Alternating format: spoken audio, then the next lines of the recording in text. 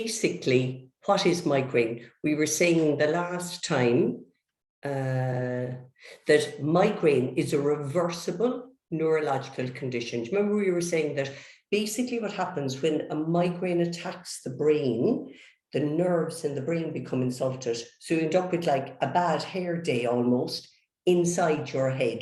And that's what a migraine is. The area that we're going to discuss tonight is how it affects the vestibular system. And the vestibular itself is made up of an apparatus in each ear, and they connect to the part of the brain that balances us called vestibular nuclei. So when a migraine insults the brain, the vestibular nuclei, along with other parts of the brain, are insulted. And thus you end up with a vestibular migraine. And a vestibular migraine is also known as migraine vestibulopathy. And it's the vestibular nuclei that's insulted. So if I was to say to you that that part of the brain, hypothetically, the vestibular nuclei should be a hand's height above your head when it's working well, that's what normal would look like. But when a migraine hits it, it hits the brain, it weakens the vestibular nuclei, pushing it into your boots. It's not working, and as a result, you end up with vestibular symptoms, which could be vertigo, dizziness, balance problems, and so forth. And then the migraine abates, and the vestibular system sort of recovers. You come out of that acute phase, but very often people are left with like residual weakness.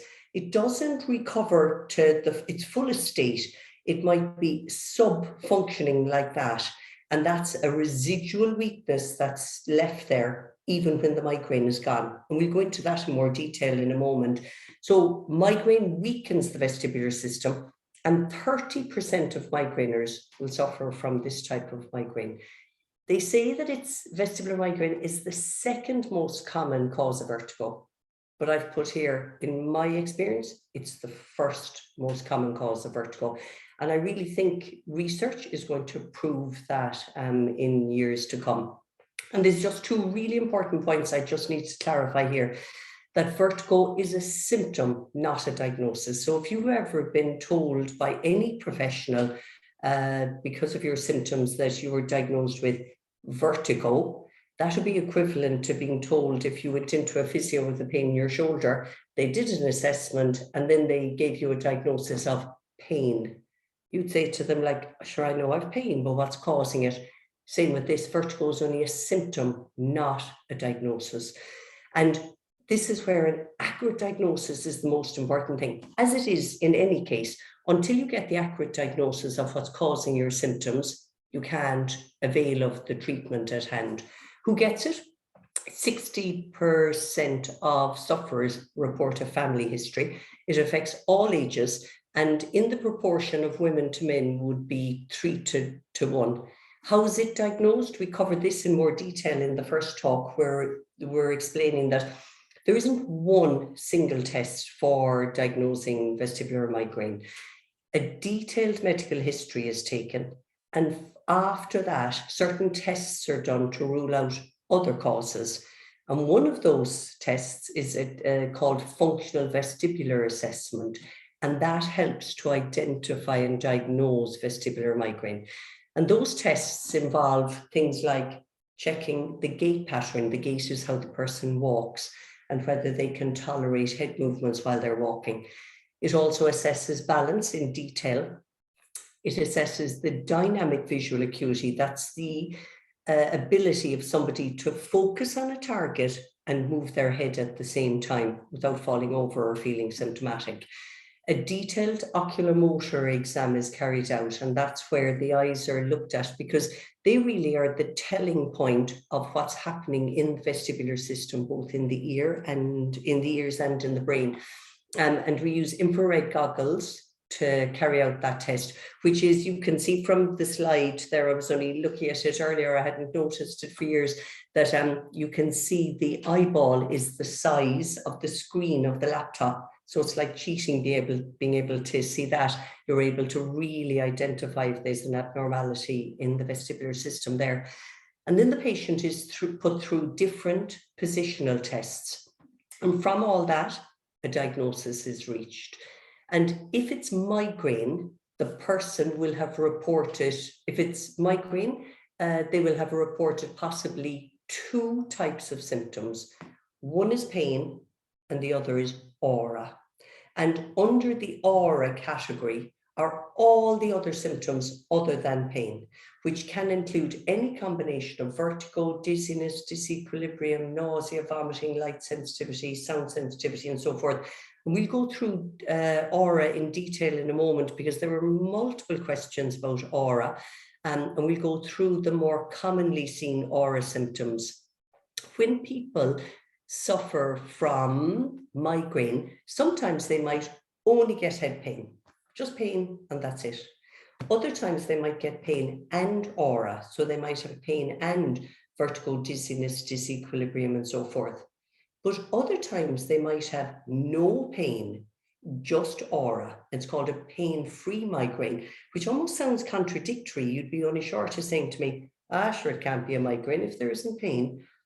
But you can have a pain-free migraine. Medically, it's called an encephalic or a basilar migraine, where there's no pain, but there are aura symptoms. And when it comes to the pain can be in a variety of areas. People usually think that it can only be the head, like the forehead, the top of the head, or the back, but it can also include the neck with the head, or it might be just the neck by itself, or it might be the temporomandibular joint, which is the jaw joint, or pain might be just in the ear, otalgia, or the pain might just be in the sinuses or somewhere around the face, and any combination of those areas. So if it's in the head, people usually identify that they're possibly suffering from migraine. But if it's in the neck, they don't usually attribute that to being a migraine, especially if they don't have head pain with it.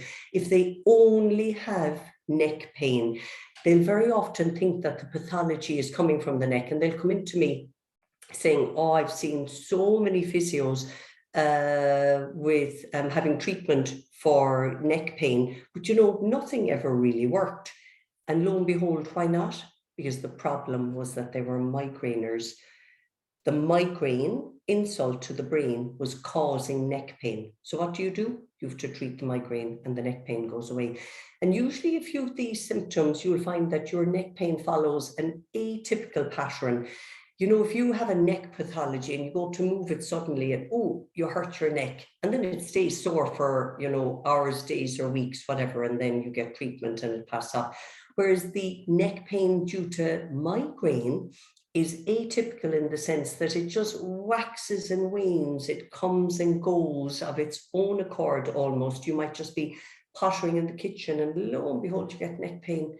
And then you just have a nap for 5 minutes and lo and behold, you wake up and the neck pain is gone. And very often it can be accompanied by other symptoms. So you might have neck pain and feel a bit nauseous or a bit light sensitive.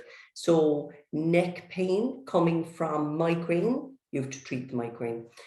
Same with TMJ, people would come in. It's an area of work that I do, is the management of temporomandibular disorders, and that's people that have pathology in the actual jaw joint. And some people would be self-diagnosed or professionally diagnosed as having TMD problems, would have had multiple treatments for it, including splints and so forth, but yet with no improvement. Why? Because it isn't a TMD problem. It's very probably migraine causing TMD pain here. So they might have no pain here. The pain might only be here. And again, you'd know that from the history. You check their temporomandibular joint. It's functioning perfectly. You diagnose vestibular migraine, or migraine if it's peculiar to just pain only. You manage that by going through migraine triggers with them. And lo and behold, they come back and they say, do you know what? I've had no pain in the last month for the first time in 10 years because they have avoided the triggers. Ear pain as well. Sometimes you might only have pain in the ear. And again, people will come in with a history of saying, do you know, I've been checked out multiple times. Everyone has looked into my ear. There's no problem. And why? Again, the pain is coming from migraine. So you have to treat the migraine and the pain goes. And likewise with sinus pain, they did 2 huge studies. One was called SAMS and the other Summit. There were 2,500 people in one and 3,000 in the other. And these were physician diagnosed sinusitis sufferers. And 90% of both groups that were researched ended up not being sinusitis sufferers, but in fact migraineurs. And again, they would follow a different pattern to the typical sinus, which happens maybe once a year. They might be symptomatic. They might say, oh, every second day I get a sinus infection, or every week I get a sinus infection, and I've had 12 antibiotics now in the last 12 months, and nothing really takes it away. You treat the migraine, you manage the migraine, and the symptoms abate. So pain can be in a variety of places. Likewise, when it comes to aura, we had multiple questions about aura. We touched on it in the last talk, so I was just going to go into it in more detail here. And I think if we went through all the aura symptoms, we would be here until maybe January, because the list is endless. But I'm going to go through the most commonly seen ones. And if you have other symptoms, very possibly they could be aura as well, as daft as they might seem to you. Vertigo would be the illusionary spinning of the environment. So lo and behold, you're sitting there and you would swear an oath that the walls were moving around you. Dizziness would be inside the head, where the walls aren't moving, but inside your head, there's that dizziness or that lightheadedness, or it could be a spinning sensation inside the head, or a feeling like, whoa, I could pass out here, but it's all inside the head. And very often migraineurs suffer from this muzzy head feeling. They feel like they have a fog inside their brain, or that they're feeling like a bit spaced out, or that they've only cotton wool between their ears. I know we all feel like that at times, but this is peculiar to migraine aura, having that just nothing but cotton wool between your 2 ears. Or you might feel disequilibrium. That's that feeling of unsteadiness, or a feeling as though you're on a boat and the ground is almost coming up to you a little bit and then dipping away from you, and you're having to readjust your balance in a very, obvious way, not just spontaneously. Spatial disorientation is where you have that disconnection with your environment. You just don't feel you're connected to it. It's almost like an out-of-body experience. And a lot of people report where they stop at the traffic lights, and when they brake and stop, the car stops, but they feel like they keep moving.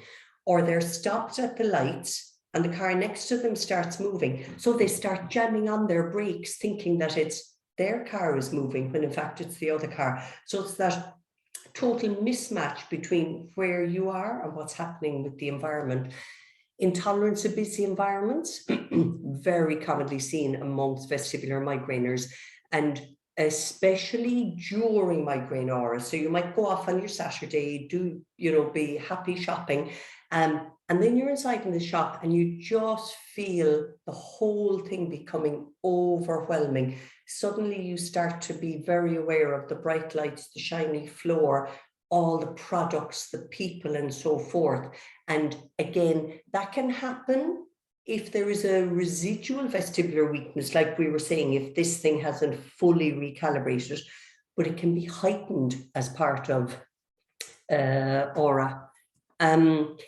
You might have a feeling as though your eyes are catching up with your head, that when you go to turn, and the faster you move, the more aware of it you are. So you might go to turn your head like that and feel like as though your eyes are catching up. And if you turn and turn back, you almost feel like you meet your eyes on the way back. So again, it's that mismatch. And that is the truth. Your eyes are catching up with your head. And that's in keeping with a vestibular weakness. Again, this thing being down like here. Reduced cognitive function, you might also feel where you're just not up to the game of working in the manner that usually this task would be done very quick, not a bother, but suddenly it's really challenging you to carry out a simple task. Or you might just be sort of have that feeling of confusion where you're working and it's just like everything becomes just overloaded. You just feel, or you might even be at home getting the dinner ready. The kids are shouting. The husband's saying, is the dinner ready? You're like, whoa, hang on a sec, lads. Just that whole confusion state. Or forgetfulness is another one where you might go down to the bedroom to get something and lo and behold, you can't remember what you came for. And that could happen repeatedly, especially during a migraine aura. Nausea and vomiting, often seen as well. And photophobia would be incredible. Light sensitivity. Now, migraineurs are sensory sensitive anyway. They see light brighter, they hear sounds louder, they smell smells in a more pungent, strong way. But during a migraine episode, all that is heightened. So the lights appear brighter, the sound appears louder. And again, that's part of migraine aura. You're not going mad. You're not being a whinge bag. You're not being intolerant. You are actually suffering to a greater degree. Likewise, motion sensitivity, where you would feel that if you were a passenger in your car, this is less seen by adults because we usually drive our own car. But if you were a passenger in a car during a migraine episode, you might feel, oh, that, you know, this drive hasn't done me any good, that I feel quite motion sensitive. You might have sinusitis symptoms, not just pain, but also tenderness. You might find, oh, definitely my sinuses are at me, when in fact it's the migraine. Or you might even be more congested. Or again, with sinusitis, you can have that awful fatigue and washed out feeling, again, part of it. And mood alterations are part of migraine aura. It isn't just physical, but you get that emotional draining where you're going fine. And next thing, when the migraine aura hits, the wind has gone out of your sails. You're like, whatever happened to me? And you can become quite flat in yourself for no apparent reason. Again, part of migraine aura. Tinnitus, which I'll go into in more detail later on, again, can be part of the migraine aura. You also have benign tinnitus, and a lot of people suffer from tinnitus. But if it's part of migraine aura, you will get increased symptoms during the migraine period. So if you have no tinnitus and suddenly you start to hear tinnitus inside your head, and then it goes away again, and it's peculiar to when you have other migraine symptoms, like maybe head pain or nausea or light sensitivity, then the tinnitus is part of the migraine aura. Or if you are a migraine or tinnitus sufferer already, you may suffer increased tinnitus during the migraine phase as well. Some people report excessive visual dependence. So this is because we balance with three systems: our vision, our vestibular system in the ears and brain, and our joint receptors. And if I was just to say hypothetically that each of those should be doing 1/3 of the work in keeping us balanced, well, during a vestibular migraine, when your vestibular system is being weakened, that 1/3 isn't doing its part. So you're down 1/3, so you're left with the other two parts, which is the vision and the joint receptors. The joint receptors can only do what they're meant to do. They can't work harder, but vision can. And that's where people will become more dependent on their vision during a vestibular migraine. So they may report reduced balance in dark environments. So they might be absolutely wrecked. They get home, they get out of the car, they go, and the lighting isn't as good from the car to the door. And they'd say, geez, I'd swear enough that I could have fallen coming in there. They're in a migraine state and they really are needing vision to keep them balanced. And some people suffer hemiplegia. That's a weakness down one side of the body as a result of migraine aura. And that can be, short-lived and fleeting, or it can be more protracted. Or some people might suffer body jerking responses as well. If in doubt, rule it out. Don't ever think, okay, I have a weakness down one side, I bet it's part of migraine aura. If in doubt, rule it out. We cannot risk a permanent problem if something else is going on here. So you have to go and get it checked out. And if a stroke is ruled out, then, or any other pathology that could be causing it, then possibly it could have been the part of your migraine aura. Also, speech can be affected when it comes to migraine problems. And there are three main speech pathologies that occur. One is aphasia. That's where you lose the ability to articulate words, to come out with words, to come up with words. So you might want to say, I would like to take the dog for a walk, but you end up going, duh, duh, duh.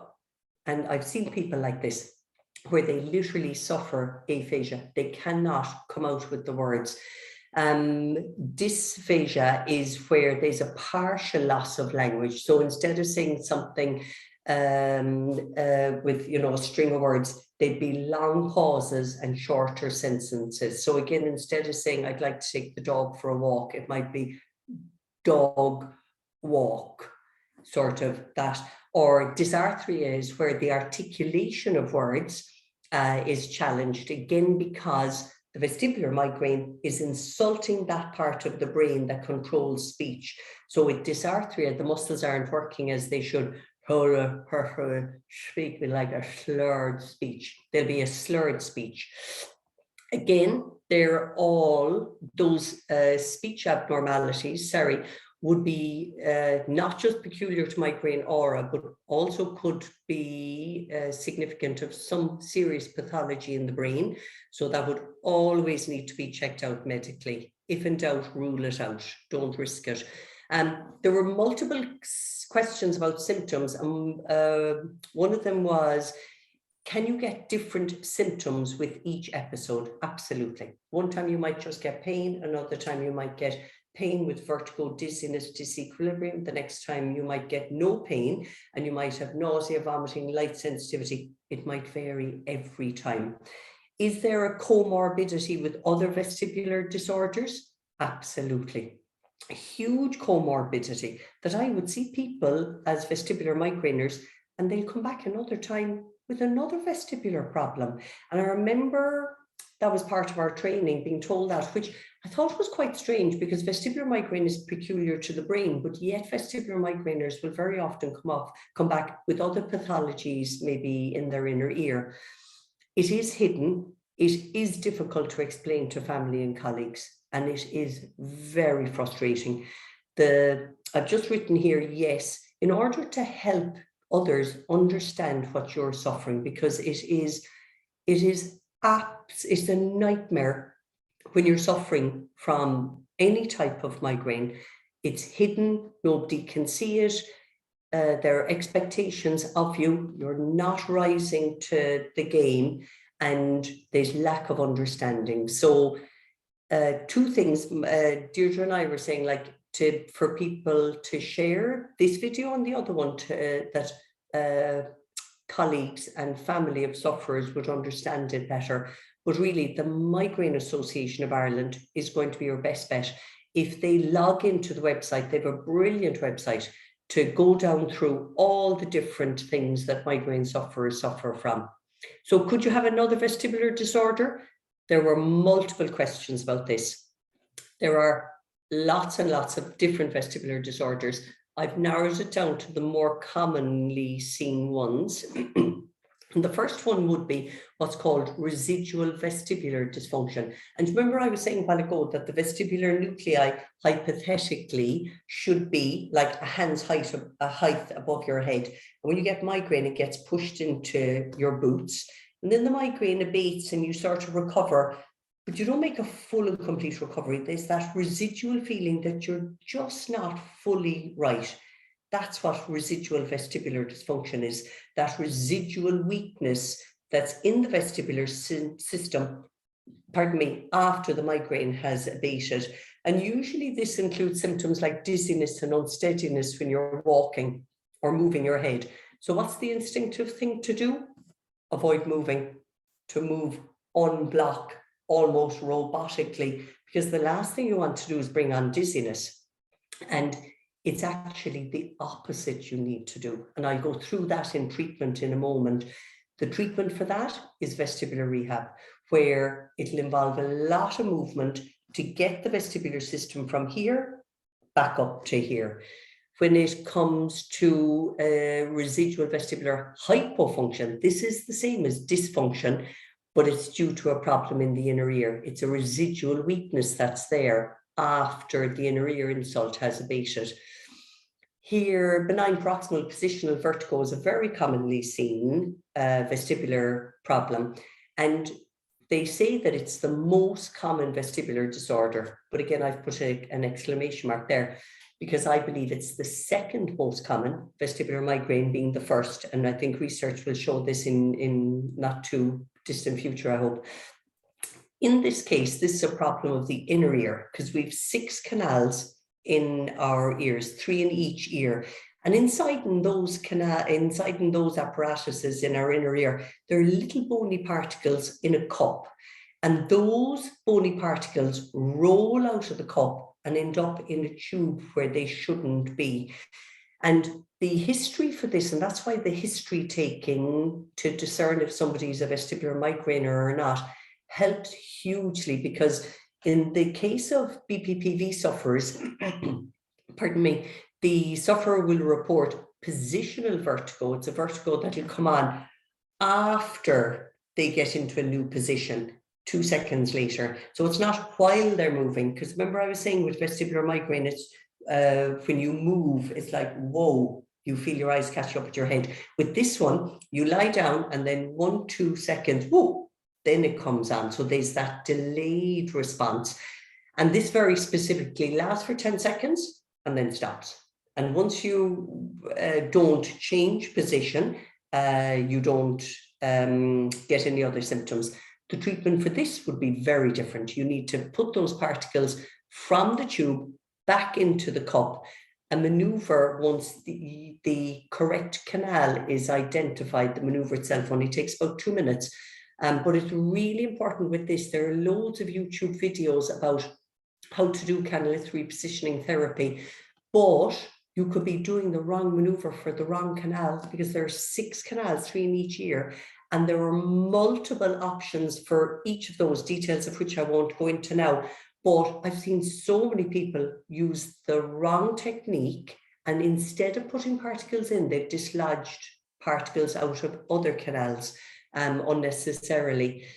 Meniere's disease is another disease that's very commonly seen. It's again, it's a problem in the inner ear, and we have a fluid that usually drains repeatedly in the inner ear. But in the case of Meniere's, this fluid doesn't drain, it builds up. And then you get this burst of a flow, and the person will get, again, from the history, they'll be able to tell you, I get this acute vertigo, and it's violent vertigo where the walls are violently spinning. They can't even lift their head off the bed or off the couch. They just have to stay very still with their eyes closed for several hours, 3 to 6 hours. They also get tinnitus, increased tinnitus, very intense. Oral fullness, where they feel this awful pressure in their ear, and deafness, which can be transient, but accumulatively people end up having severe hearing deficits down the line. So it's always accompanied by those 4 in the advanced stages. And I'll be talking to you in a minute about CERC, which is a medication that's very often given to vestibular migraineurs and should never be prescribed for vestibular migraineurs. The one time it might be of benefit is in the case of management of Meniere's disease. But again, the jury is out as to whether it is of any benefit. I'd usually recommend patients trial it for 6 to 12 months to discern its benefit or lack of, because the research is quite mixed on it. 50% of migraineurs, of Meniere sufferers, are also migraineurs. Talk about having an unlucky hand dealt to you. Bad enough to be a Meniere sufferer, but then 50% are also migraineurs. The treatment for this again, is vestibular rehab, which I'll go through in a minute, and a low sodium diet. Vestibular neuritis is where a virus tracks along the vestibular nerve, and it can be viral or bacterial. It's usually as a result of a herpes simplex virus, which would be the common cold sore that we'd get, or a chest infection, or even just a head cold, and it tracks along. And in this case, the person will get, it's very specific, they'll get this acute vertigo for 24 hours, which lessens in the second day and begins to abate in the third day. So they have to crawl to the loo day 1, they can be helped to the loo day 2, and they can get their day 3 if they just hold the wall. It's a 3-day process. Again, the management of it is to recalibrate the vestibular system using vestibular rehabilitation therapy. And labyrinthitis would be the same as neuronitis, the last one I said, but the other branch of the nerve called the cochlear nerve that helps us to hear also gets involved. So along with vertigo for 3 days, they also get hearing loss. And it's very important that they're started on steroids very quickly to minimize any permanent hearing loss. And again, GP would implement that. Bilateral peripheral vestibular hypofunction. Bilateral means both sides. Peripheral is in the inner ear. Vestibular hypofunction. It's where the 2 sides, the apparatus in each ear, are not working. And usually this happens as a result of exposure to ototoxic drugs like gentamicin. And all the mycins can make you susceptible to suffering from this. So that's why, you know, the use of antibiotics really needs to be taken seriously, not just at lib. And the same with opioids for painkillers. What the ototoxic drugs, auto means ear and toxic, you know what toxic is, it basically kills the functioning of the nerve in that area, and the person ends up, because it's affecting both ears, you don't get that mismatch between the 2 sides, so they don't really get vertigo and dizziness, they more get balance problems, and hearing can be affected. And the balance problems, because the vestibular system is so compromised, they're much worse in the dark. And they would have difficulty seeing things as they're walking along a street. If they had to watch and read a sign on a shop or on a street, they'd have to stop and look, because if they were walking, the sign would be bobbing up and down. Again, the treatment for it is vestibular rehab. Maldebarkment, several people were asking me about at the last talk, and this is basically sickness of disembarkment. It's the illusion of movement after getting off a mode of transport. It could be a boat, a train, or even an aeroplane. And it's the feeling of movement when stationary. The patient will always feel worse lying down. Do you remember I was saying a while ago that during or after a vestibular migraine, if you move your head, you'll feel worse. It's the opposite with this one. They're worse when lying and stationary. So when they're lying in bed, they feel like they're constantly swaying, and they feel better if they sit up, better again if they stand, better again if they move. Whereas people with vestibular weakness as a result of migraine will be the opposite. They'll be at their best lying down and more symptomatic when they sit, stand, or walk. So the opposite to other vestibular conditions. Again, treated with vestibular rehab. Presbystasis is the natural aging process of the vestibular system, usually seen to begin in the late 70s. And by the time we hit our 80s, it usually starts to creep in quite, significantly. And that's why it's really, really important that people, as we mature, that we don't allow our vestibular system to weaken prematurely. We need to keep it at the top of its game all the time, because the stronger it is entering our late 70s and 80s, the less presbystasis will push it down and weaken it. With presbystasis, people end up with balance problems and dizziness. Again, the treatment is vestibular rehab, which involves a lot of movement, and I'll go through that in a minute. And it is so true with this. If you don't use it, you lose it. Like when we're younger and if we've a flu and we stay in bed for a couple of days, we get up and we could be back playing football within a week or two. If we're older and we stay in bed for a couple of days because of a flu, and we get up and we don't move much because we find that when we move, we're quite unsteady and a bit dizzy. The less we move, the less we'll improve. So if we don't use it, we lose it. So it's really important to try and progress, always maintaining as much mobility as you can. And if you find that this is applicable to you and you find that, yes, actually I can relate to that. I remember I used to be able to do this before, but I couldn't do that now because my balance wouldn't let me. Well, don't give in to it. Don't stop doing it, but have it assessed and start a program that will allow you get back to it, to the optimal state. So instead of avoiding things that challenge you, you need to challenge it back. Acoustic neuroma, or it's also known as a vestibular schwannoma, it's a non-cancerous tumor on the vestibular cochlear nerve, the nerve that supports balance and hearing in the inner ear. And the patient will suffer from hearing loss, tinnitus, dizziness, and loss of balance. It's a non-cancerous. Of all my patients, I've only ever had one patient that required surgery for it. Usually it's watch and wait. But radiation therapy or surgery is necessary if it's rapidly growing, because it can cause damage then just because it gets bigger and bigger and starts compressing on other areas. Cervicogenic dizziness. This is dizziness due to neck pathology. And you can imagine, like when I was saying there, that this can be with or without neck pain. And there's no true spinning, there's no vertigo, but there's a dizziness. And that dizziness is brought on by moving the head. But remember I was saying a while ago that with vestibular migraine, if you move your head, it can make you dizzy because your eyes are trying to catch up with your head. So how can you differentiate cervicogenic dizziness from vestibular migraine weakness dizziness? The way you do it is when you move your head like that, you're moving your vestibular system and your neck.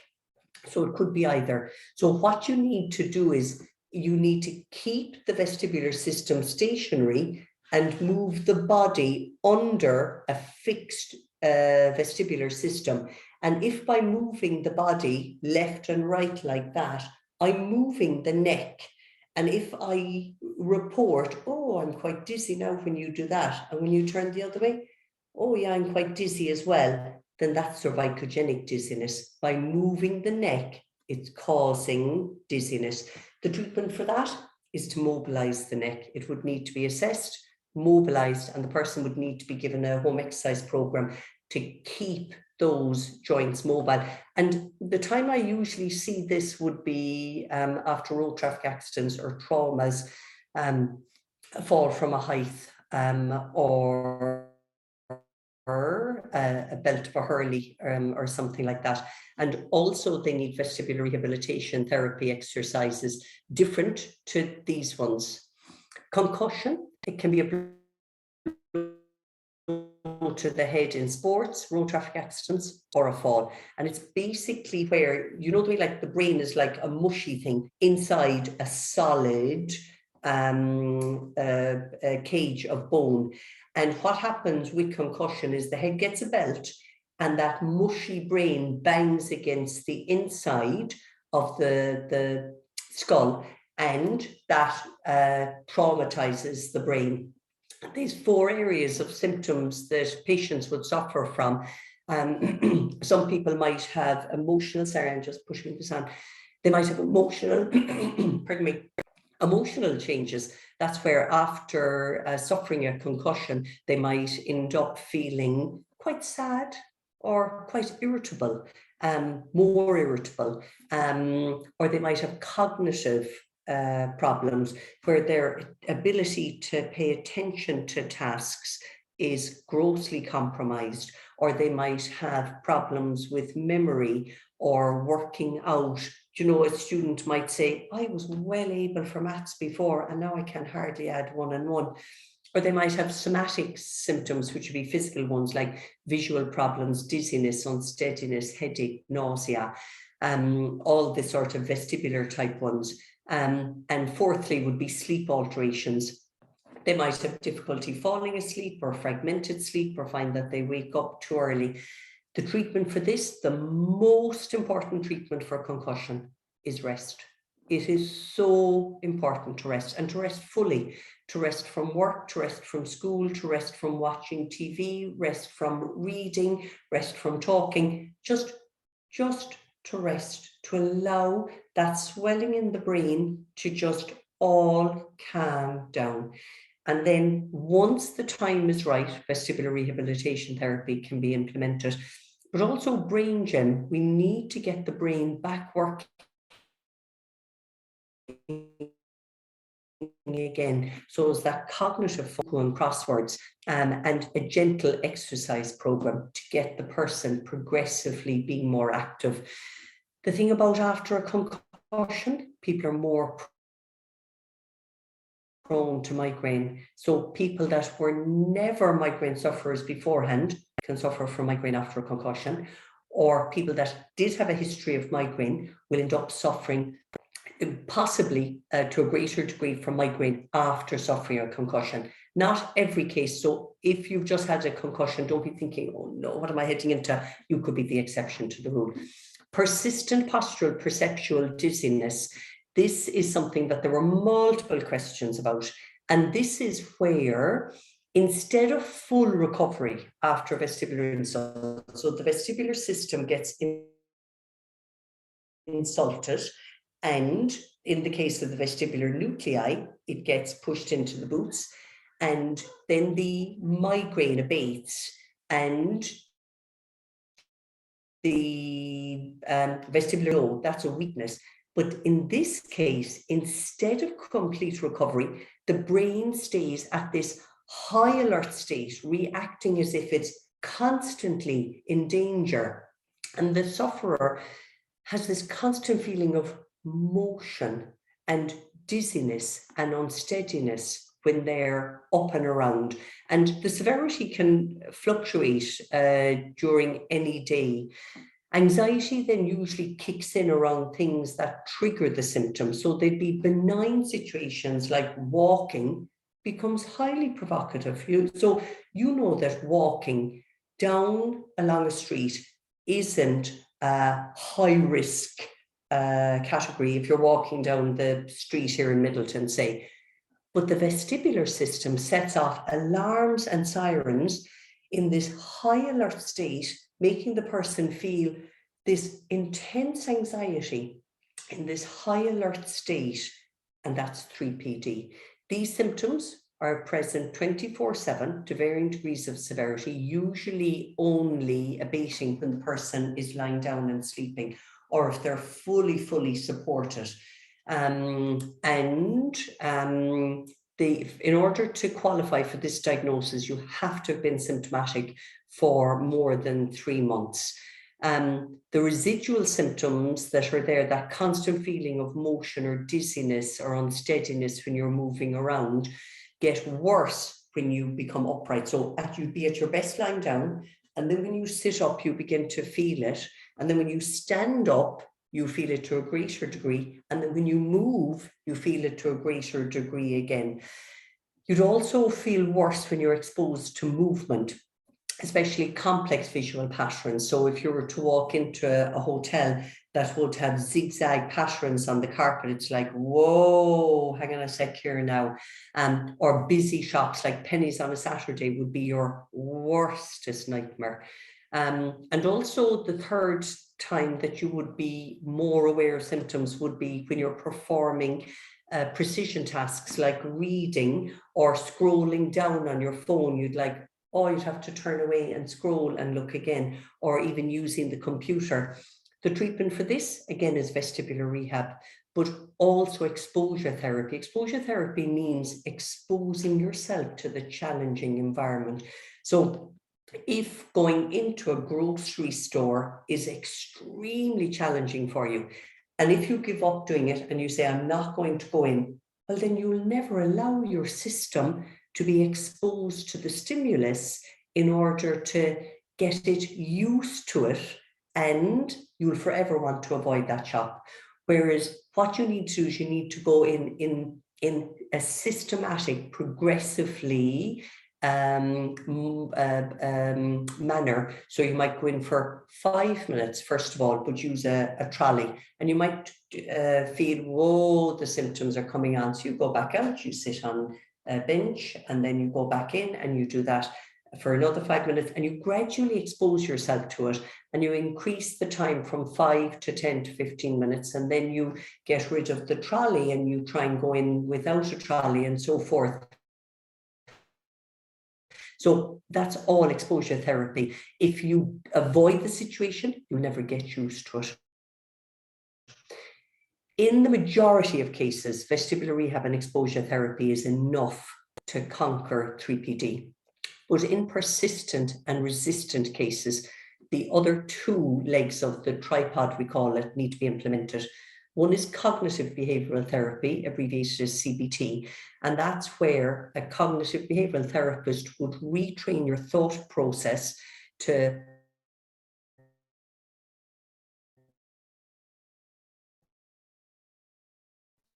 minimize your brain.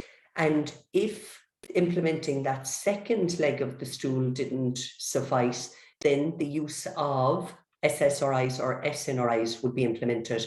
And your GP would, on the, the recommendation, we do up a report, would prescribe these. And these are antidepressant, anti-anxiety type medication. But you're not depressed. You're not taking them because you're depressed. You're not taking them because you're suffering from anxiety, because they wouldn't be areas that we would be trained in diagnosing.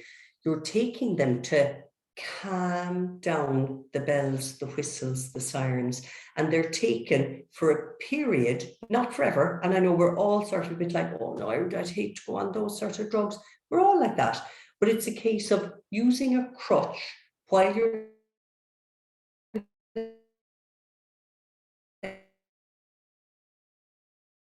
leg is broken until it gets, and then you've no crutch. The same with this. You take the medication to calm down the sirens just for that period while you do your vestibular exercises, while you try to go into the shop and expose yourself. And as you feel your system is tolerating all these things, you then start weaning off the drugs, and the results are brilliant. So there is always, people with 3PD very often can become hopeless, and you don't need to be. I promise you, you do have a really, really good chance of making a full and complete recovery. It's just the time frame is what's difficult to quantify, because it varies with everyone. When it comes to, how come that isn't moving? There, orthostatic hypo or hypertension. This is where people report, they say, I get dizzy when I get up, and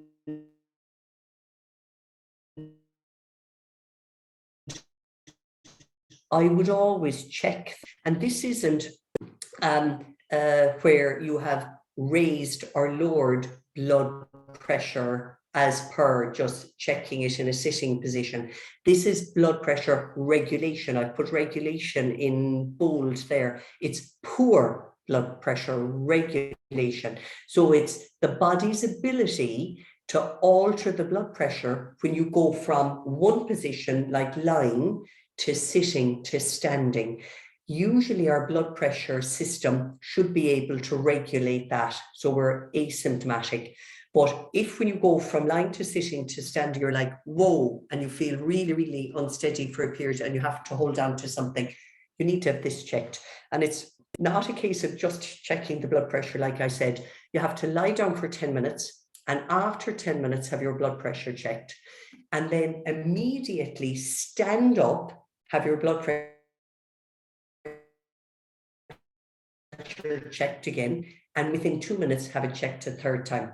And it's the alteration of either the top or the bottom number, the systolic or diastolic, of more than 20 millimeters, accompanied by symptoms where you get up and you're saying, oh yeah, I can feel it there now, I'm quite dizzy. It's the reading on the blood pressure monitor, accompanied by the symptoms, diagnoses this problem. So it may not have been picked up if you only had your blood pressure checked in sitting by the nurse or doctor. And the treatment to transition in phases, so you go from lying to sitting and leave your blood pressure regulate. Then you go for a period, then you go from sitting to standing, and just hold on to something and wait to allow your blood pressure to regulate, and then you can start moving. Make sure to take plenty of fluids because dehydration can make this worse. And you need an increased salt amount intake to regulate this, because you can imagine when you take in salt, it'll hold on to more water, so that'll help regulate it. And sometimes drugs are needed. Temporomandibular disorders, we touched on it earlier, that people come in with pain on the side of their face, thinking that it's as a result of a T joint problem, where the jaw joint with its muscles and bones aren't functioning as they should. And there can be pain anywhere on the side of the head, misdiagnosed as TMD, when in fact it can be migraine. And this is with or without clicking. So just because you have a clicking jaw doesn't mean you have TMD. Or that the clicking jaw is the source of the pain. Again, the jaw joint has to be assessed. It's ruled in or ruled out. If the symptoms are as a result, if the pain here is as a result of migraine,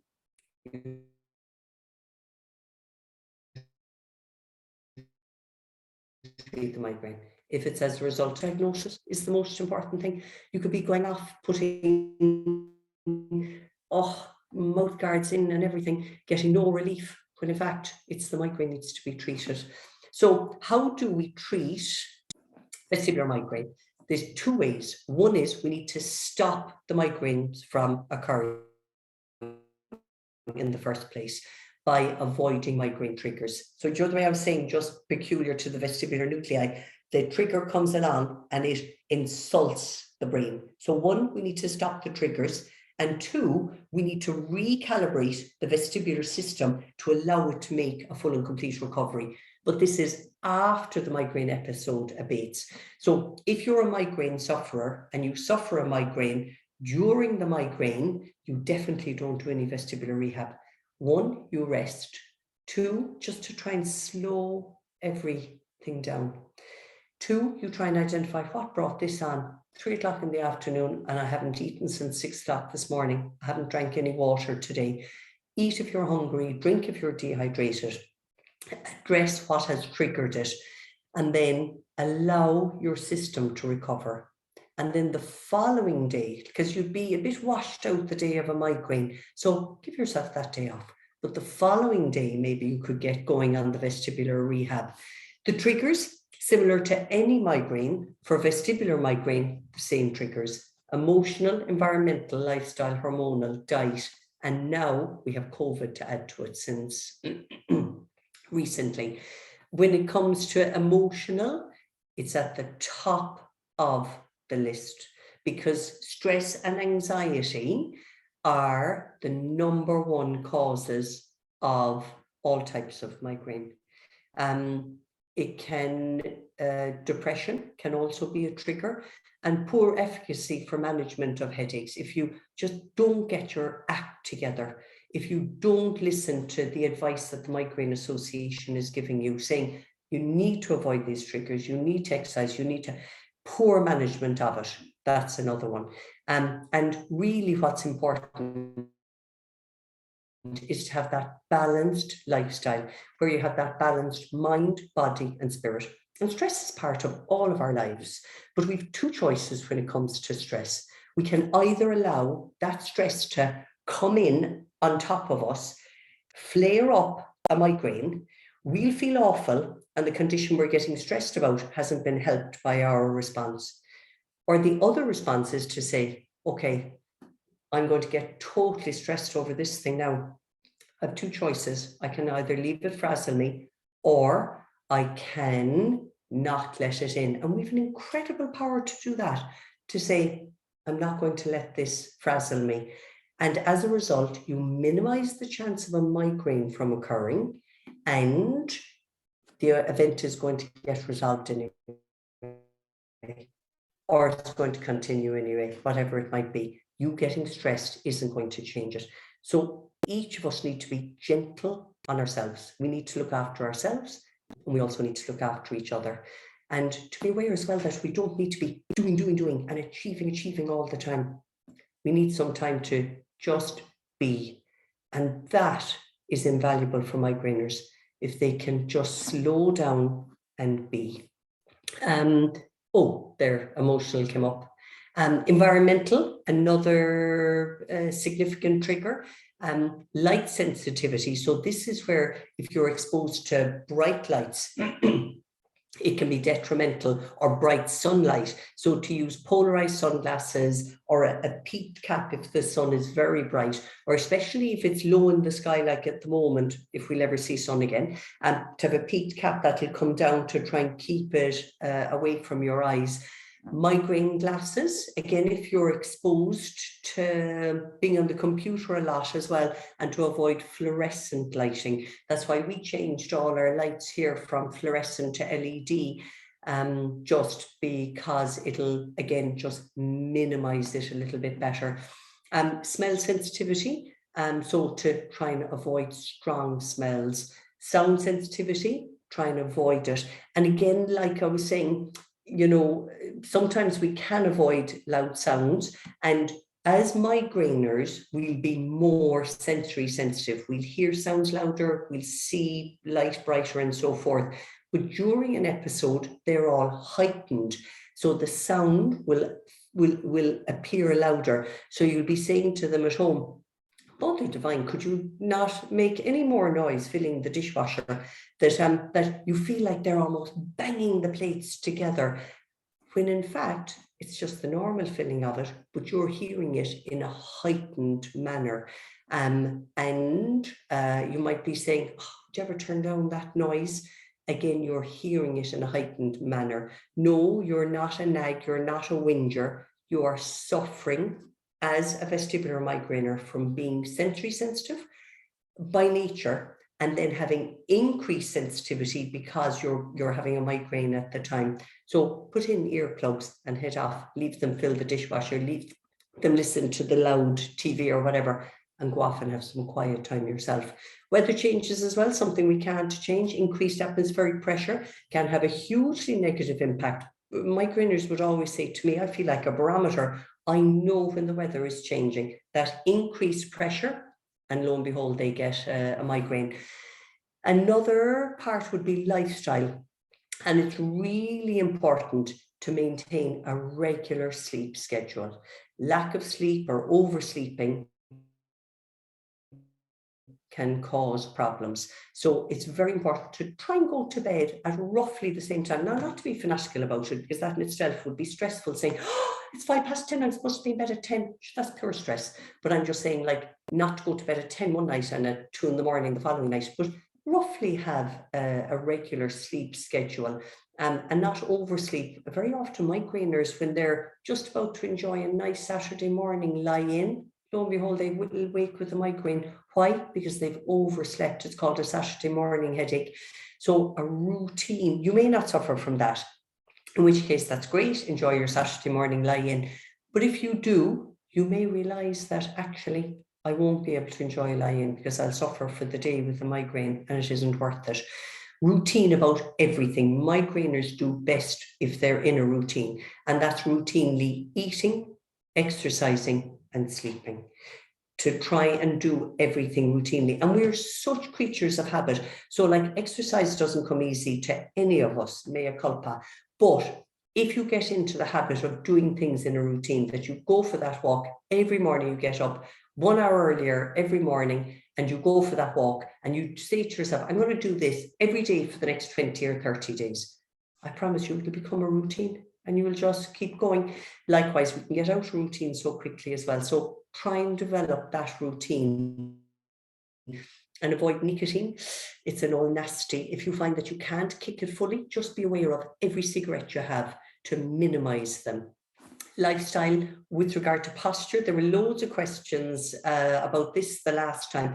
And it is really important to adopt a good posture, because if we slouch, imagine if we're watching TV and we're slouched back on the couch in a slouched position. When we slouch, if I move this for a second, when we slouch back like that, our spine curves, but in order to see what's happening, we have to lift our head. So if I straighten my spine, I'm actually having my neck like this all the time. So that's having a hugely distorted posture for long periods of time. So to avoid slouching, and the same with avoid having your head forwards or down. So especially now during COVID, this was a huge problem for people when they're on the computer all the time, socializing and working, because on a computer, and I found myself doing it today as I was preparing these slides, I found myself going like this, looking at it like that. And that's where it's really important not to have yourself like this poked forwards, or likewise with the phone, not to have your phone here where you're looking down at it all the time. I find when I'm driving to work in the morning, all these kids are lined up for the buses, and they're all lined up and they're all like this with their heads down. And again, that's hugely provocative of migraines. So to bring your phone up to you and to adopt a good posture, always try and have your head directly above your shoulders and have your back supported against the back of the chair, and to move your whole body forwards and backwards, not just leaving your body where it is and sticking your head forwards like that. And just as a note, this was the only place I could put it in. If you're sitting on a bus or a train, always try and sit in the direction you're traveling in, because if you sit the opposite way, again, that can trigger a migraine. That whole mismatch of the fact that your body's moving that way, but the environment is moving differently. Exercise, lots of questions about this. It is really important to exercise, and it has been proven that low levels of activity relate to high frequency of migraine. So if you don't exercise, you have a higher risk of migraines. If you do exercise, you have a lower risk. So they're inversely proportional. So it's really important to exercise. The amount and the intensity of exercise varies with every individual. So it's peculiar to each individual. I'd usually encourage people, the majority of people, to get out and go for a 1 hour walk every day. Because when we exercise, we release endorphins and enkephalins, which are those feel-good hormones. And if you can imagine stress and anxiety almost like being a fire that burns up inside us, causing that migraine in our head, the release of endorphins and enkephalins when we exercise is like putting a bucket of water on a fire, and it dampens down. So even though you might be so tired and so fatigued when you get home from work or whatever, or frazzled from the kids all day, when somebody comes in to rescue you, just say, I'm out of here, put on your hat, your coat. In Ireland, don't wait for the weather. I've heard so many weather excuses this week, it's unbelievable.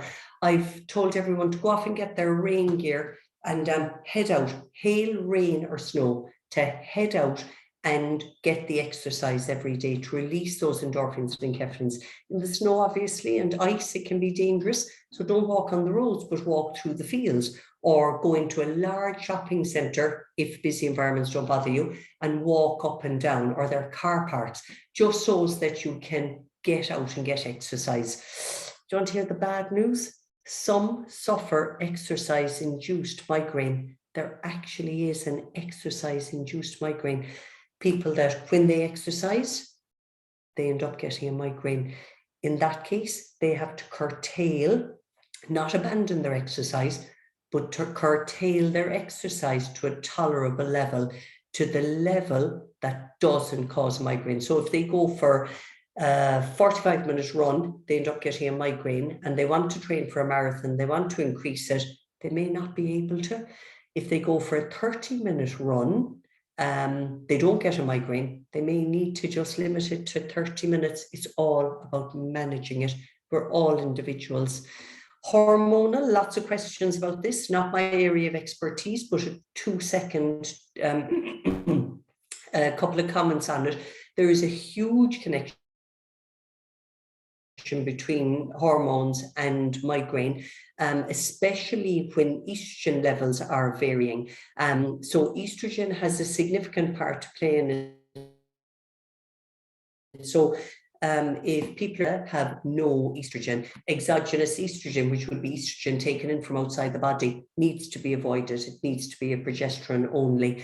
And people will be prone to suffering from migraines or increased migraine frequency and severity during puberty, during menopause. I would say the majority of my patients would be menopausal women that would be suffering from vestibular migraine.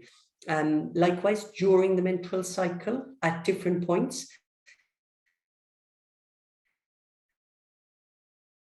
And pregnancy is the frequency during pregnancy, but other people, when they get pregnant, they have no migraines for that period. So it can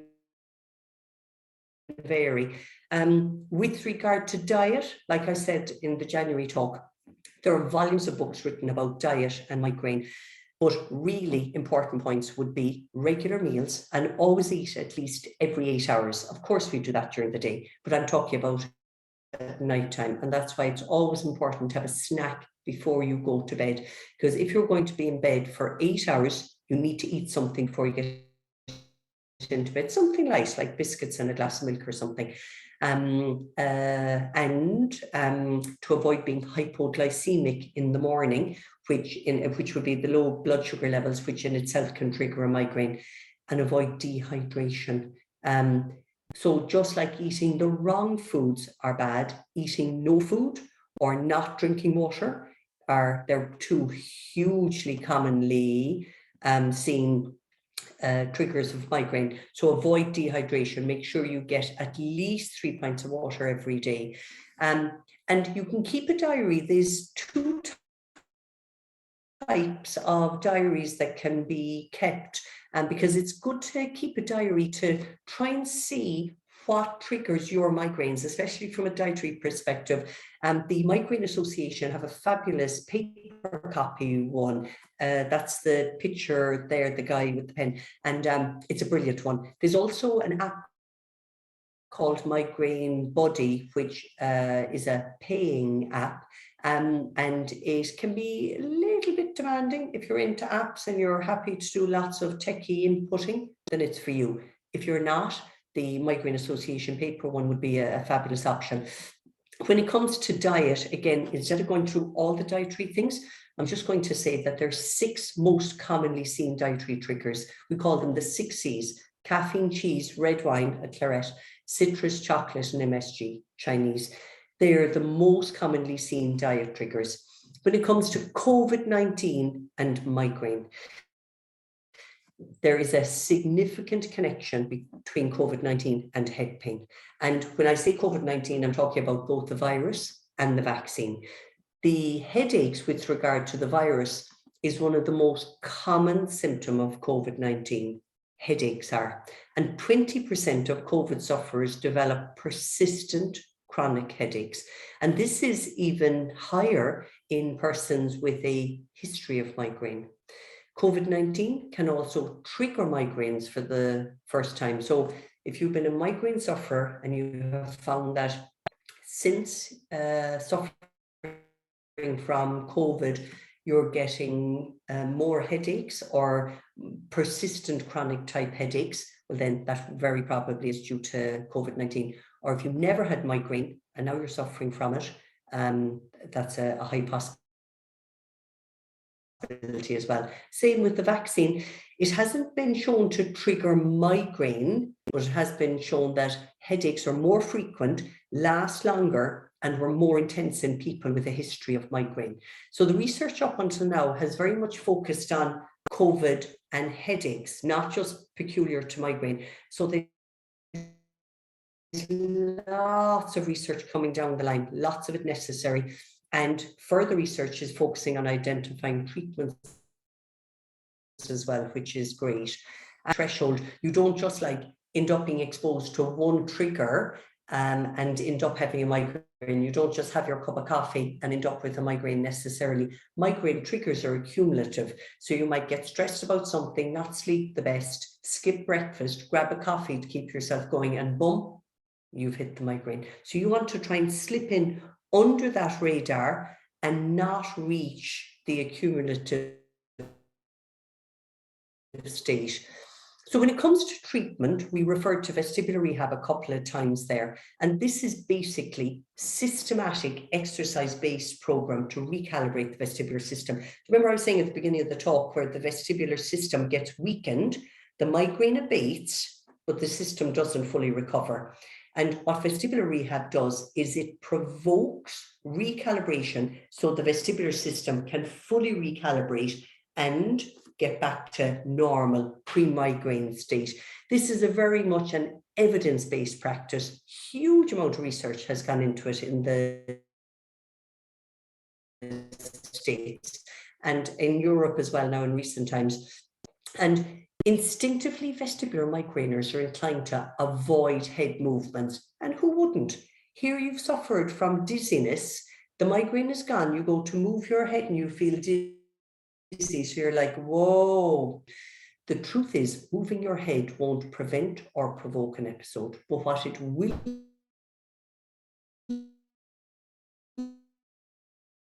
do is is in fact exactly what you need to be doing. And I always explain to patients that there's two types of dizziness, a bad and a good. A bad dizziness is when you're there at work, doing your work, and suddenly, boom, you start to feel dizzy. That's a migraine insulting your brain, causing the dizziness and weakening your system, to be avoided by avoiding migraine triggers. A good dizziness, on the other hand, is when the migraine is gone. And once you don't move, you're fine. But when you move your head, whoa, you're dizzy. That's a good dizziness. That's the brain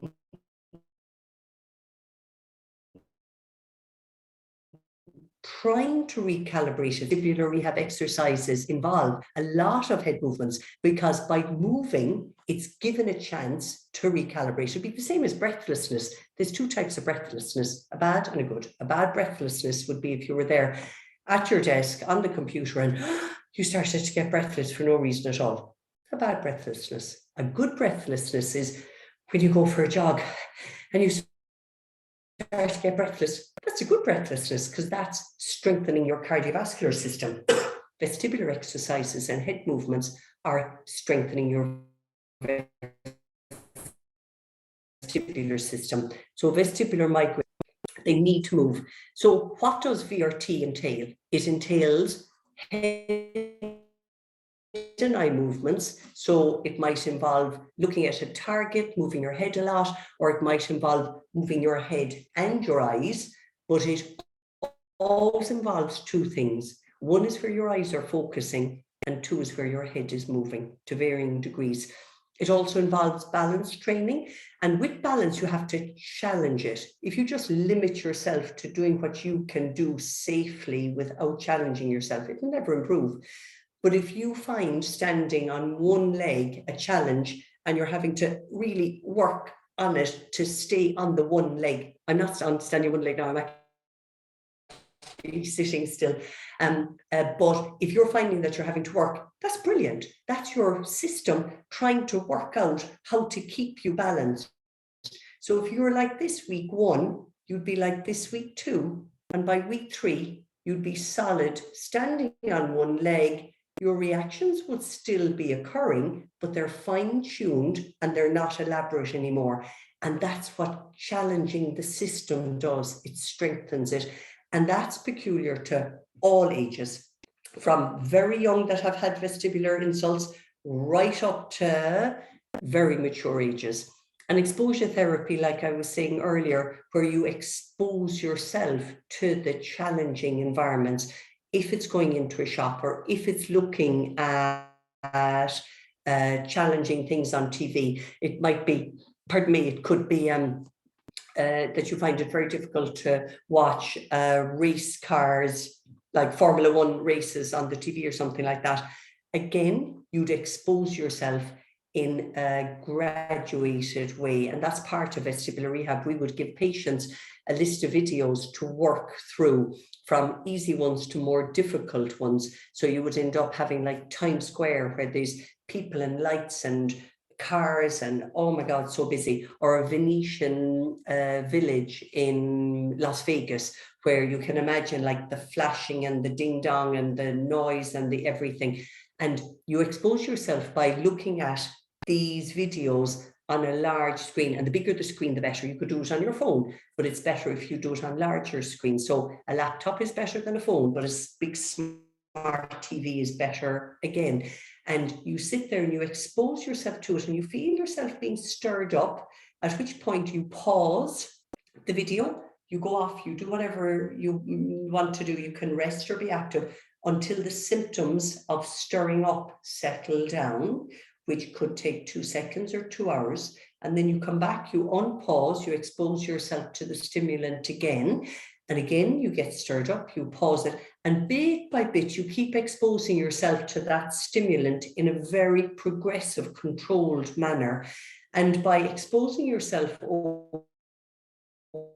over days and weeks to it, you develop an ability to unpause, play the video, and you can watch the entire thing without having to pause it at all, because your system has got used to it. That's exposure therapy. Clarification of some of the VRT questions involved. VRT, is it tailor-made to each individual? Absolutely. It isn't one fits all. The home exercise program varies, because you've even seen there, whether it's balance or moving your head or watching a video, it's peculiar to each individual and the diagnosis. Should the home exercise program provoke dizziness? Absolutely. It should provoke, it can provoke dizziness. It doesn't always. But if by moving your head you feel dizzy, that's great. That's the vestibular system recalibrating itself. The crux is that the increased dizziness shouldn't last for longer than 20 minutes after stopping. And it should never provoke nausea. Not that you've done any damage by exposing yourself to it, but if the dizziness lasts for longer than 20 minutes, you get nothing done with your day. You'd be saying, what? Was I going down to your one for a mother divine? I'm more dizzy now than I ever was. So it is important to expose yourself to it, but to a level that you can tolerate. So you might just manage to have symptoms for 20 minutes, but then you need them to be gone, because the kids need to be collected, or work needs to be done, or whatever, and never provoke nausea. Once you tolerate the exercises, that means you then progress. And that's where, by doing them, there's no provoking of symptoms, or if they are, they're very slight and they stop within 2 seconds of stopping. And one person was asking us, should she recalibrate at the fairground? Would it be good to go and challenge herself at the fairground? To be honest, that definitely would be too much initially. But you might want to progress to that. If your family love going on roller coaster holidays, well, then certainly you may need to progress to that, and that will be part of your program. More clarification, can VRT cure migraine? No, no, no. VRT simply, vestibular rehab, simply recalibrates the vestibular system between episodes. It takes it from here to here. And you're trained in how to do that, and whatever your vestibular physio teaches you, keep all that information, because if you were to get another episode, which migraineurs do, a week, a month, a year, or 5 years after you've been discharged from vestibular rehab, you don't need to go back for more treatment. You know how to do it. You identify the trigger and avoid it. Rest, leave yourself recover, as in leave the migraine abate, and then get going on the exercises. Can VRT exercises provoke migraine symptoms? No, they won't provoke or prevent a migraine. They'll simply recalibrate it between episodes.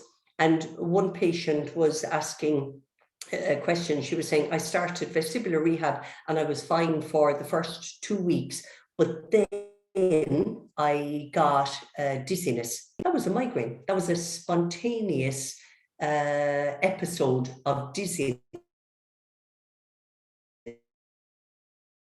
and that was a migraine in morning day one. And at lunchtime, you ended up getting dizzy. People would ask me, so was that the exercises bringing on that dizziness? No, you don't get delayed dizziness from doing the exercises. That would be like getting delayed breathlessness from going for a jog at 6 o'clock and getting breathless at 3 o'clock in the afternoon. No, you get dizziness during my class for a bit afterwards. But any spontaneous dizziness that comes on, that would be due to a migraine. How can you do exercises if you're constantly dizzy? Somebody dizzy, the source of that dizziness needs to be identified. So if it's due to this sort of this dysfunction here where it hasn't recalibrated, that dizziness needs you to do the exercises because that'll recalibrate it. If the dizziness is because you feel constantly that you're getting repeated vestibular migraines, because constantly for some people might mean every day I get it for an hour, but that wouldn't be constant. So you can do it outside of the migraine period. Or if you're feeling constantly dizzy because of 3PD, well, then again, you get on with it. The vestibular exercises are going to recalibrate it, and thus inversely, proportionally, will minimize the dizziness. Should I use a wobble board in order to help me? No, wobble boards are used to, you know what a wobble board is? It's a board with like either a ball or it might have a concave support underneath it, or convex support underneath it. So the board is wobbly and you stand on it. That won't recalibrate the vestibular system. That will retrain the joint receptors how to function. So that's great in the use after, say, an ankle injury. But in order to retrain balance that is needed, you would stand on a cushion. You can get the formal medical cushion, or you just simply use a couch base that you would sit on, put that on the ground, and that's how you recalibrate the system. With regard to drugs, avoid vestibular suppressants. They should never be used in the management of migraine, and limit stimulant to symptomatic relief of nausea. Never use anything to take away the dizziness. Rest, leave it a bait, and then get going on your exercises. With regard to migraine medication, not my area of expertise, but just in summary, there's two types: acute, which is prescribed for people that have symptoms for less than 15 days a month, or preventative, if you are suffering from migraine more than 15 days a month. When it comes to tinnitus, this can be quite stressful for a lot of people. And sometimes people might just be suffering from benign tinnitus, they have it anyway, but it'll increase if it's during a migraine, if it's part of the migraine aura. And it can be a ringing, a buzzing, a humming in one ear or both ears. It usually feels like it's like inside the head. And people can experience anxiety and significant depression as a result of it. Can be part of migraine and fluctuate with the episodes. And they feel that it's due to a variety of reasons. It can be due to age-related hearing loss because your hearing isn't as good. You can be more aware of it, or it can be as a result of an ear injury or a problem with a circulatory system, or part of migraine aura. The time it needs to be investigated is if it's localized to one ear, if it's pulsatile in nature, if it's accompanied by asymmetrical hearing loss. So say you have tinnitus in the right ear and you have hearing loss and it's pulsatile, like a pulse, like in nature. And if there are any other neurological area for it, how to cope with it, think positively. Don't give it headspace. Avoid stress. Like I was saying, stress is just the #1 killer of so many aspects that weaken us. Avoid loud noise exposure. So to use earplugs if you are going to a concert or if you're going to a wedding. Keep occupied. Don't sleep during the day. Don't rush around unnecessarily. You could try masking the noise, and either just like putting on a radio in the kitchen, or you can get one of these things. It's like a noise box, and it has a timer, and you can put on different sounds like running water or birds or so forth, my kids say, Mom, somebody's wet the bed. If you put that beside them, and the running water one, but so it's nice to mask it if your tinnitus is just doing your head in. Don't drink too much alcohol, try not to worry, evaluate effects of food and drink, because very often, you know, migraine triggers like caffeine and alcohol also exacerbate tinnitus. Some people need to attend a self-help group, and that's where Chimes, the national charity, is a great help. Talk to a friend or develop a hobby. What help is available? You can get a hearing aid if the tinnitus is, which dampens out the tinnitus. A tinnitus masker like the white noise maker that I showed you there, or likewise you can just download apps on your phone. Relaxation therapy, counselling, medication can sometimes be used, and surgery in extreme cases. But the Irish Tinnitus Association at chimes.ie are the people to contact about that. Sleep tips, I've only 2 more things to say. I just saw the time. Mother divine, I can't believe I've kept you all night. I'm sure nobody's still on. But 2 more things. This and one really important thing at the end. With regard to sleep, sleep is as important as breathing, drinking water and eating food. It is so important. So if you don't have a good sleep pattern, try to develop it, because it'll make such a difference. It can have such a positive impact on your migraines. Things that will help: don't have any caffeine, minimize alcohol and sugary things. Have a routine, like I was saying, regular sleep, regular meal times, and don't do any high exertion exercise 2 hours before bed. Take time to relax and be in a relaxed environment. So when the day is done, sort of take a breath, breathe in, breathe out, and say, oh, my day is done, and now I'm going to relax before I go to bed. So you have that transition period between the manicness of day and sleep. So you can just slow everything down. Don't have any screens in the bedroom. Sleep in darkness, and don't stay awake if you're, don't stay in bed if you're awake. Don't be lying there going, oh, clock watching, another hour, another hour. Get up, go to the loo, have a sip of water, lie back down and start again. Avoid technology, which would be like blue light tablets and laptops and stuff, at least 1 to 2 hours before bed. Read a book, a happy one. Don't be reading something like How to Conquer the World, Being Progressive at Work. No, like a happy, slow down one. Make lists if you're like me, and they say to me that they're going to put a pen and paper in my coffin because I'm such a list person. But it is great, you know, if you have a lot of things in your on your mind that particular day, if you just leave a pen and a piece of paper beside the bed, and if you think of something, you just write it down and say, okay, that's tomorrow's job. It's like there, it can wait for the morning, so you don't have to worry about it. You can sleep. Foods for sleep: milk, chicken, turkey, pumpkin seeds. They're recommended before you sleep. Don't clock watch, like I said. A daily walk, moderate exertion, at least 30 minutes in daylight, and to look around and be active like that when you're walking. 30 minutes minimum. I would say 60 minutes if at all possible. And mindfulness, just to calm yourself down. Mindfulness in whatever way that might take its form in you, whether it's a meditation or through prayer, but just to be calm, your system.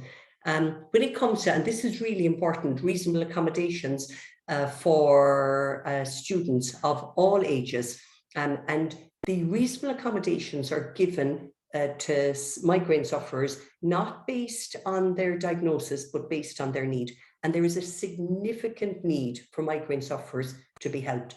And these reasonable accommodations are to allow migraine sufferers to play the game on a level sports field with their peers who are not migraine sufferers. This isn't cheating the educational system. This is allowing sufferers to play not a game of football on an uphill slope, but on a level field like everyone else. And they qualify for reasonable accommodations in a couple of forms. One is with regard to exam assistance, and that would be extra time.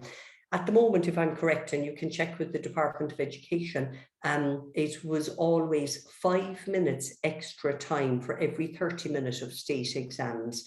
And so in a 3-hour exam, which would be the typical state exam, you'd get an extra 30 minutes, and you can use that time to take breaks, where you have to like notify the supervisor, the clock is stopped, you can like have read the English essays, decide which one, stop the clock, sit, have something to eat, think of your essay, and just slow everything down. You can eat during it, you can drink during it, you can be accommodated in a non-sunny, because you don't want to be in an exam hall where lo and behold the sun is shining right into your eyes. You can request a shaded, quiet room. So you would be accommodated in a room separate to the big hall where 300 other pupils are. And all that environment just allows you the possibility of minimizing a migraine from occurring. Also, to use the laptop, that'll avoid crouch writing postures, because you know, if you're like bent over like that with a pen and paper, whereas with the laptop you can adopt the good posture that I was talking about earlier, minimizing a migraine. You also avoid tension writing and the pattern lines, because sometimes the exam papers can have significantly lined sheets of paper that they give you, and that could be too much, or it might be stark white paper. Also, you can apply for DARE, and that's a case-on-case dependent. So our vestibular report would be supporting paperwork. For that, we would make the recommendations for what you need to apply for reasonable accommodations. 3 top tips to conclude. Avoid migraine triggers, avoid vestibular suppressants, because they will just delay recovery, and move. To move is really important. If you want to find out more information about vestibular rehab, you can visit our website, where there are multiple blogs about different types of vestibular conditions, or you can look at the different content that has been put up on Facebook, Instagram, or LinkedIn.